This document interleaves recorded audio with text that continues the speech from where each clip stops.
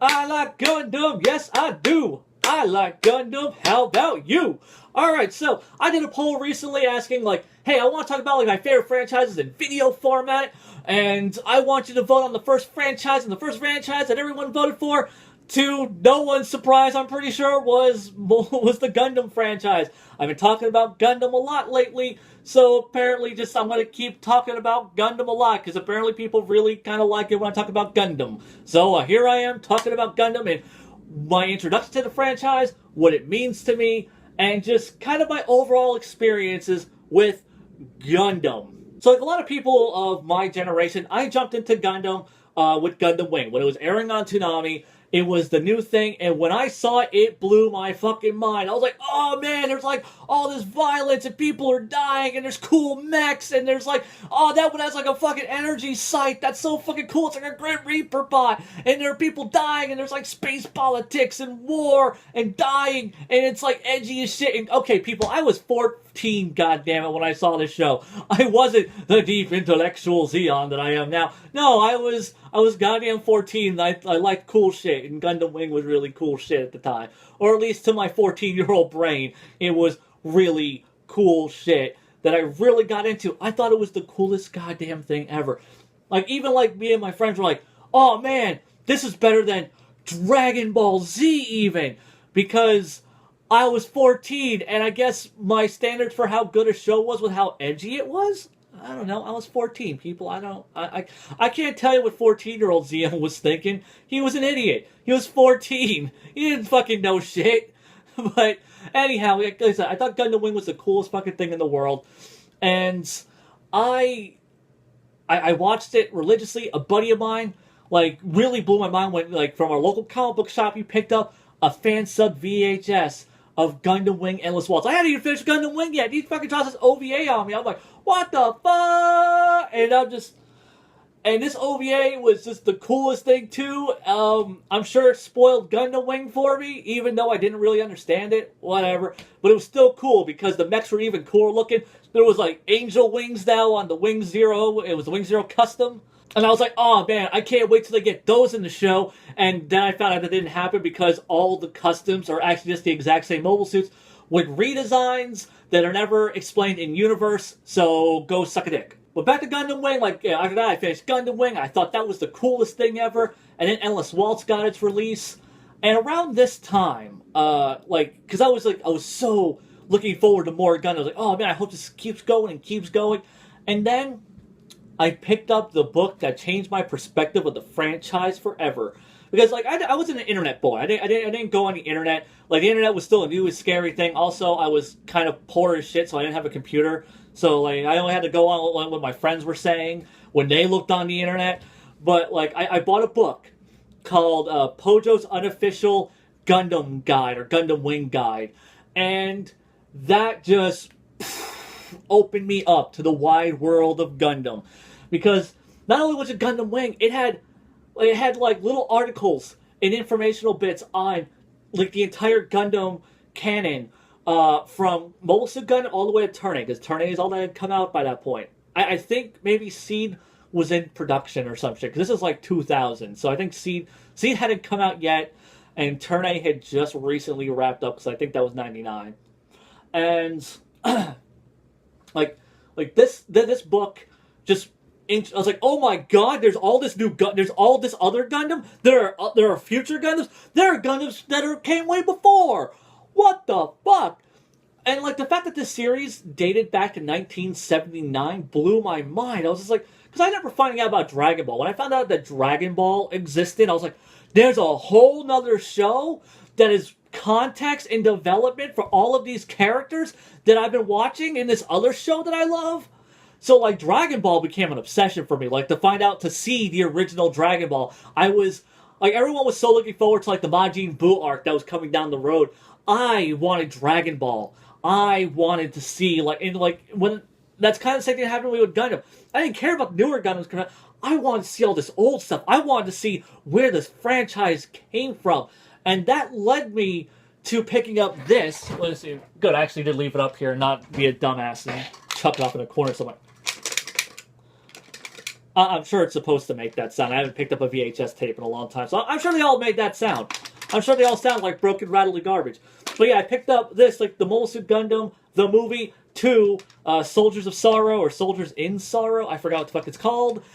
But I picked up this movie, and well, yeah, it's the second movie because that's all I could find. I couldn't find the first one, and I wanted to experience OG Gundam, and this was like my only way of doing it, and I did it. And like this movie was just awesome as hell. Like I thought this was so damn cool, and I just became so obsessed with this, like the original Mobile Suit Gundam, like the past Gundams. Then G Gundam hits the States, and I was just like, oh cool, one of the older Gundams, and it's like the crazy fighting tournament one, and I got this really cool like there's kind of like this disconnect between like the more grounded Mobile Suit Gundam that I was trying to hunt down and learn more about, and then I was watching the crazy superpowered Gundam, which I'd already known a little bit about by playing Gundam Battle Assault 2, which was a really awesome fighting game. It actually still holds up, unlike the PS1 Dragon Ball Z fighting games, which are goddamn garbage, like Ultimate Battle 22. The Final Bout games are legitimately fucking good. Or not, the Battle Assault, there we go. The Battle Assault games were legitimately fucking good and cool, and I liked them. And that was my introduction to to Gundam, damn it, Mobile Fighter G Gundam, there we go. And so when G Gundam hit the States, I was like, oh, that's super cool. I had internet by this point, so I was learning more about Gundam, and I just became fascinated by Gundam. Like I always wanted to know more, and then Adult Swim was airing like some of the Universal Century stuff when Adult Swim became a thing. Like I started airing OG Gundam, and then I was just like, yes, finally, I can watch the OG Gundam. And then I think like 9/11 happened, and then they took Gundam off, I think, because of that or something. It was weird. This Gundam got pulled from Cartoon Network at some point, the original Mobile Suit Gundam. But like, yeah, on Adult Swim, they had 8th MS Team, and War in the Pocket, and Stardust Memory. These were all these Gundams that I had been reading about. And I was just like, oh my god, I'm finally getting to see this. The Universal Century is so cool. And, like, Universal Century was the thing I was super into learning more about because, you know, to me, like, that was the origins of this franchise. That's the thing I really wanted to see. And that is still the thing that I still want to explore more of. I recently purchased Victory Gundam because I want to see what happens in like the post-Zeon generation of Gundam. I really want to see like what happens post the fallout of the 1 Year War, because a lot of Gundam is tied back to the fallout of the 1 Year War. So I really want to see Victory Gundam, see where that goes. So the Gundam franchise is kind of riding high in popularity in the US. I'm super getting into it. And then like Gundam Seed happens, but it's on late nights, and by this like Gundam's popularity had already been dwindling, and like Seed was kind of like the nail in the coffin for its popularity in the U.S. I kind of wish it had been on Toonami, though I don't think we actually had a Toonami, like a Toonami proper anymore.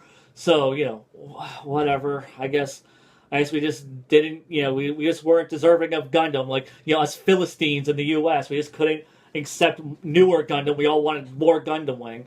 But yeah, so Gundam just kind of faded off into the distance. But I always kind of maintained my fandom of it. Like, yeah, I wasn't, like, super into it, like, I had been in the peak of it, but then, yeah, I still also kept track of things, like, oh, like, there's, like, a new series, I'll go check out a fan sub. A buddy of mine who was still, like, super into Gundam, just like I was like, oh, cool, like, we talked Gundam, and he was also really interested in exploring the Universal Century, and he found a bootleg box set of Mobile Suit Gundam, and, like, the reason I say bootleg is because we couldn't get a goddamn box set back then. Like, it was so fucking hard to just own Mobile Suit Gundam unless you wanted to pay, like $30 for like 4 episodes, and half of those were goddamn out of print. It's so fucking hard to find, and it's just, yeah, it was fucking horseshit. So my buddy gets the bootleg box set for like $30-$40 or something online, and so that was my first time actually getting to see all the original Mobile Suit Gundam. And then he went and bought like the legal box set of Zeta Gundam, and I got to see some of Zeta for the first time, and Zeta's alright. Like, Zeta's like the thing that everybody loves, and I don't love Zeta. I need to really go back and give it another shot. Like, I've gotten about the midway point of Zeta Gundam. Like, I want to say past the halfway point of Zeta Gundam, but I've never finished it. And I really should, because it's the top tier, everyone's favorite Gundam ever, so I really should go back and watch it. It's the one that everyone fucking praises, Tomino's masterpiece.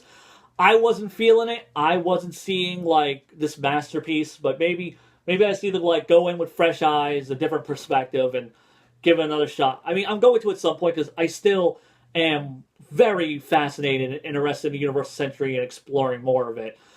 And speaking of exploring more of it, I think I do it for a really long time because Gundam just fucking died. Like Bandai went out of business. It's like, well, shit, Bandai was the only people bringing us Gundam.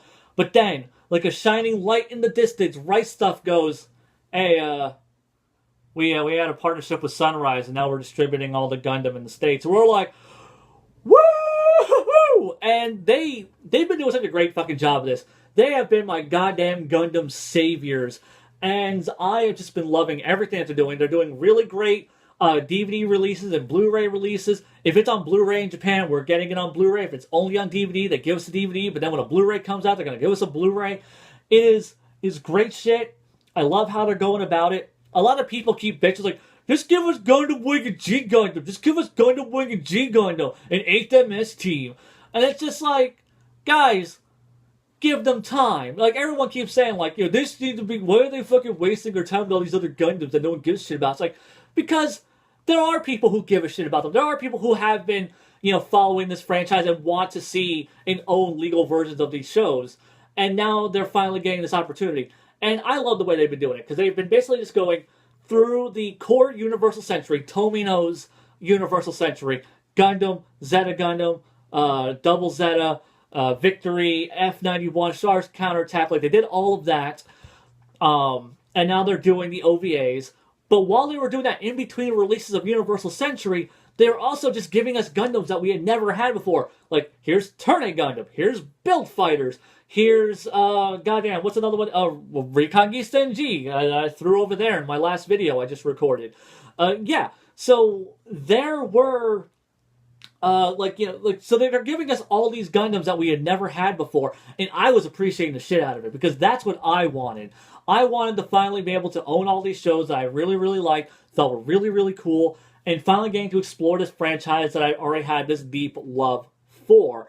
And they were finally giving me this opportunity, and my god, people, my love of this franchise has just completely just been reignited, because I'm like, oh my god, there's like Gundam, it's relevant again, and we're getting all the old ones, and like that. I'm such an old fag. I'm such an old fag. I love older animes, exploring like that. Like, anime history is a thing that I really like just looking into. Like, oh, this classic series from the 80s, I'll go watch that. Hey, that was really good, and I kind of see how it influenced future works and stuff. Shit, like one of the crappiest shows I've seen was absolutely fascinating, because it was, oh my god, I'm blanking on the name. What is the name? Cutie Honey. There we go. A classic from the 70s. And it was a Toei anime classic from the 70s, a fan service kind of action show, but it has all the markings of the current Battle Magical Girl genre. And and that's cool to me. Like, getting to see where these things come from, where they get their influence from, and going back into Gundam and seeing what things influence other things in the franchise is just endlessly fascinating. And see, like, how Tomino's directorial style has changed, or seeing what other directors and people have brought to the franchise, both in the core Universal Century as well as just the non-Universal Century stuff, like the alternate universe stuff. And just seeing how other people just kind of put their own, like, footprint, or I guess handprint in this case, because I'm gesturing with my fucking hand, because I don't know what a foot is. But, they're putting their own mark on this franchise for all of eternity, for good or for bad, and it's interesting. It's always kind of interesting to see where this franchise evolves, where it's going. And that's like something that I think it has over, say, something like Dragon Ball. Because Dragon Ball, like, like, you can always do different storyline stuff, but you're always watching the same characters. They're going to train, they're going to maybe develop a little, they're going to get some new transformations, some new power-ups, some new training methods. But with Gundam, you never know what you're going to get, because each installment just kind of feels so different. And, like, like the original Mobile Suit Gundam, it was really, like, about like the characters and the politics. Zeta Gundam gets super grimdark.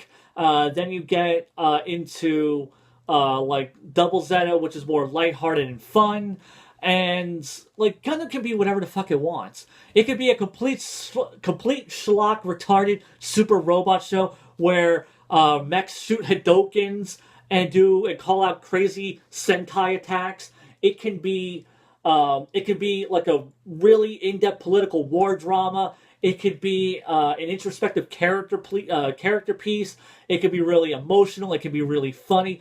It can be whatever the fuck it wants because it's Gundam. It's not bound by anything other than does it have a Gundam in it. And even then, it's not even bound by that because you have Gundam The Origin, which it references the Gundam, like the Gundam's being built, but it's all pre the existence of the Gundam. So this franchise is so endlessly interesting. There's something in it for everyone. And even if I don't like an installment that much, at least it's always kind of interesting to see a different take, see a new spin on this franchise that I've been in love with for so goddamn long. It's always fresh, it's always interesting, it always feels new, and that is why I love the Gundam franchise. Why it's still, to this day, I'm like 33 fucking years old, and I'm still like, yeah, Gundam, I can't wait to watch a different one, because I'm always gonna get a new experience from them. And that's my thoughts on the Gundam franchise. Like I said, I love it. I think other people should check it out too. I'm really hoping all these Gundam videos kind of pique an interest in people and they go check them out because Gundam is super goddamn cool. Now, if you've made it this far, just so you guys know, I am going to do more polls on my Twitter for like other franchises to talk about. If I'm a smart person, which that is very debatable, I will put a Twitter poll the day this video goes up, and people have had time to see this video, and then they can go to my Twitter and vote on the next poll, and I'll put like another 4 franchises that I'm a huge fan of, and let people decide what the next one of these is going to be. Now, what I want you to not do is go to the comment section and type in, you should do a video on this franchise that I don't even know if you're a fan of or not, because I just want to hear you talk about it. That's not the point of these fucking videos. The point of these videos is to talk about my personal, long fucking relationship with these shows, with these franchises. It's not about what you guys want me to talk about or want me to go see. It's about like things I have seen that have a personal connection with me. So if you just have not even made it this far and have already typed in, you should do one of these for fucking JoJo's Bizarre Adventure, even though you've said you haven't really seen it yet, I'm going to ban you. Even if you're being funny, I'm going to ban you, because you clearly haven't even gotten this far in this video to know not to do that. So go fuck yourself. But if you're a cool person, which I'm sure 10% of you are, go check out the Twitter polls on the Twitters, and just say whatever, like, you know, whenever I put one of those polls up, you can vote for whatever franchise I'm going to do next. And it's not always going to be anime. I like live action shows, American shows, and cartoons, and movie franchises, and comic books, and video game franchises. Just things, I could do these videos for goddamn ever, because I have my fingers in so many fucking franchises that I could do these for goddamn ever, like I'm saying. So yeah. I'm going to go make a Twitter poll, hopefully, and edit. I'm going to go edit this and then upload this, and I'm also uploading. Go make a Twitter poll. There's an order of operation, people, okay? That's all you need to know about. And until next time, Zeon, out.